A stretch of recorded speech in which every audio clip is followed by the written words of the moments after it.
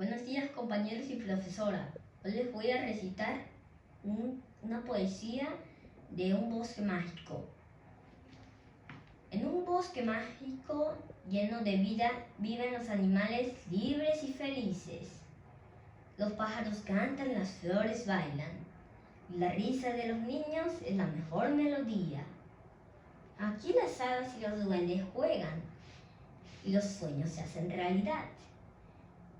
Los niños pueden ser héroes y hacer que sus sueños se hagan realidad sin temor. Recuerda que en este bosque mágico eres libre de ser quien quiera, sin miedo ni temor. Así que ven y únete a la aventura y deja que tu imaginación te lleve a lugares nuevos. Gracias.